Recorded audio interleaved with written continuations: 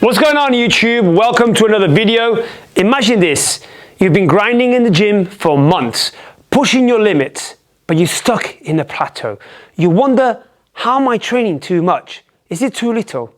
How often should I really be hitting each muscle to see the real growth that I'm after? Well, today I'm diving deep into training frequency and uncovering the truth behind what really works for muscle growth. Whilst we're doing this, we're training legs. We're starting off on the leg press here, press calf raises. I'm starting every session with legs with calves because calves is one of my priorities, something that genetically I've never been great at, and so it's time to try and grow them as much as possible. Hence why I start them at the beginning of every session. So when I first got serious about training, I followed the classic bodybuilding split. Training each muscle once a week. Monday was chest, Tuesday was back, Wednesday was legs, and so on. I thought that was the golden rule. Every single pro bodybuilder that I followed was doing that. But I started to question it. Was once a week really enough? Would training more frequently get me better results? Or would it just lead to overtraining? Working set here on calves. With calves, the key for me is holding a 5-second stretch. That really has made a difference in terms of the poor genetics that I carry and being able to grow them a little bit. So I always try and hold 5 seconds at the bottom. But I will fast forward this bit of the video because the last thing I want you to do is sit there waiting me hold this for 5 seconds. I'll show you the first one. 1, 2, 3, 4, 5.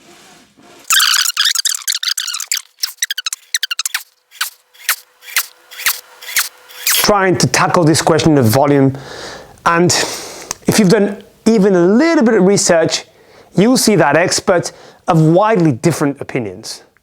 Some swear by high frequency training, hitting each muscle multiple times per week, while others, especially those deep in the bodybuilding work like I used to be, advocate for a once a week approach. And then we have the researchers who point to the studies. Most of them suggest an optimal frequency of 2 to 3 times per week for muscle hypertrophy. But why? And even more importantly, how do we apply this information to get the best results possible? To understand training frequency, we need to look at 2 key factors. First, muscle protein synthesis, and then recovery. MPS means after you train, your muscles go through a process called muscle protein synthesis. Basically, it's the rebuilding and the strengthening of muscle fibers. This process doesn't last forever. In fact, in people that don't train often and train individuals, it can last up to 72 hours. While in people like myself, who's been training for many years, it peaks faster and returns to baseline within 48 hours or less. So if MPS is back to normal within 2 days, does that then mean you should hit that muscle again? Well, not so fast. There's another piece to this puzzle, but now we've got glute bridge to get on with. Right, working set.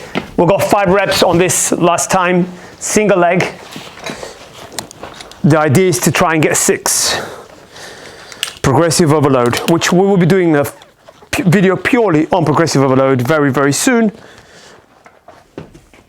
So you can understand that a little bit better. But today we're talking about volume. Right, we're starting with our right leg first. Oh.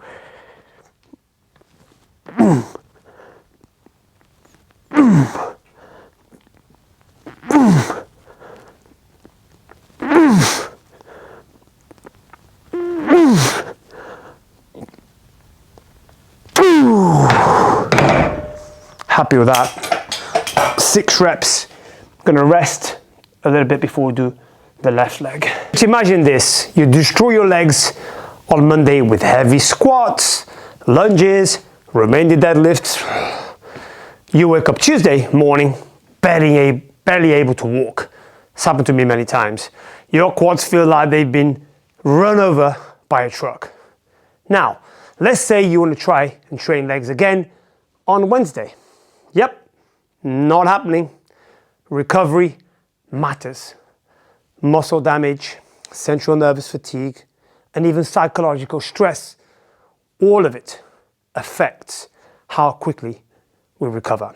So if you're still experiencing muscle damage, hitting that muscle again too soon can actually interfere with growth massively rather than enhancing it.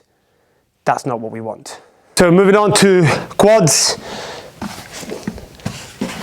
popping this on the leg press to be able to allow me to sit a little bit higher, because unfortunately this leg press back doesn't move up and down, which is not ideal, but we're still able to change it around. So by adding an elevation here and by adding an heel elevation here, allows me to get a lot more range of motion to focus more on quads and really get them in a lengthened position. So a bit out of breath still because I've just finished the second set on the glute drive. Resting 3 minutes. Going to do a couple of warm-ups on here and then we're going to go to our working set. So now we have this dilemma: train too soon and we risk interfering with our recovery. Train too infrequently and you're not maximizing your muscle protein synthesis. So what's the solution? Let's go. We did 150 for 7. We're going to try and aim 160 for minimum 4 to 8. Let's see what we can get.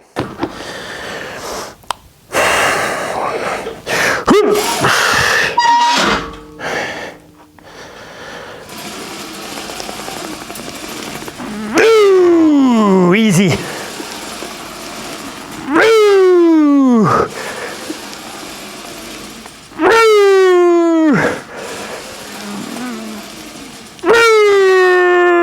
Come on now.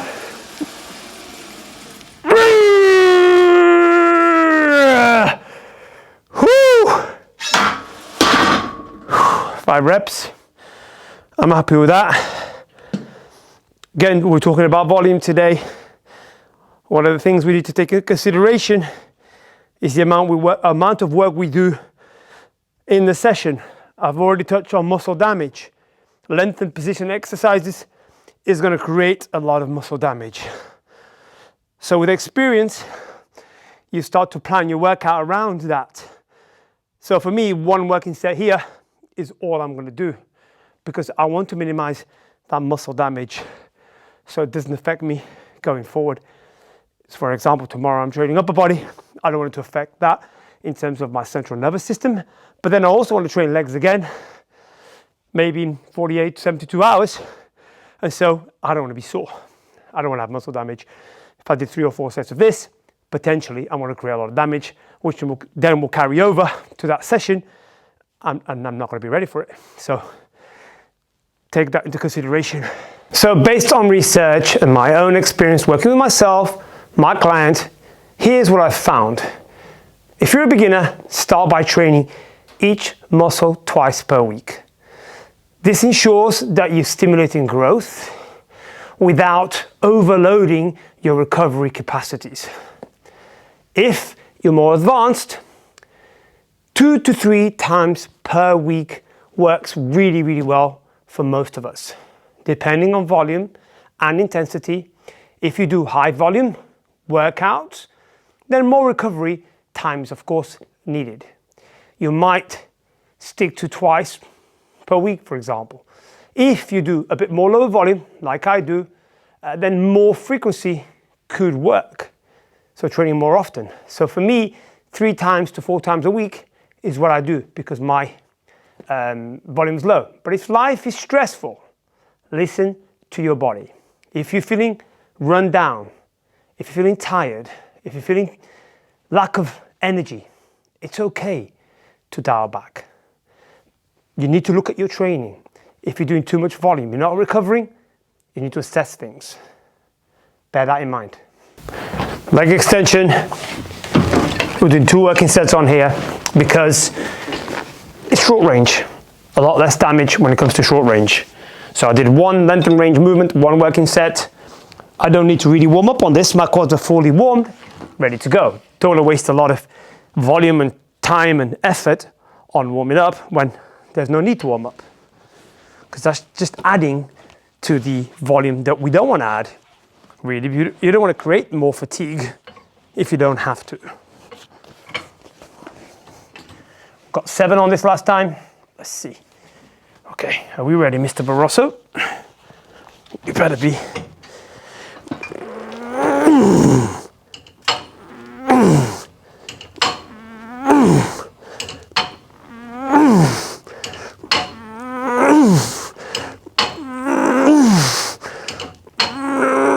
One more. Come on. Good 8 on that. We're going to rest 3 minutes and we're going to the working set on that. We will be touching on rest periods as well on another video. The bottom line, guys, is there's no one fit size all answer. Training frequency should match your recovery ability, your volume, and your personal schedule. But if you're looking to build a solid starting point, twice a week per muscle group is a great start. So go for it, try it. So next time you hit the gym, ask yourself this question: am I training smart, or am I just training? Because at the end of the day, the best training program is the one that keeps you progressing. Guys, let me know in comments, as per usual, if you like this video. And also tell me, how do you train each muscle group? And if you found this helpful, share it, subscribe. And of course, we keep growing smarter, we keep growing stronger together. I'll see you on the next video. We've got one more exercise to do, lying leg curl. You can watch that. Speak to you next time. Yeah.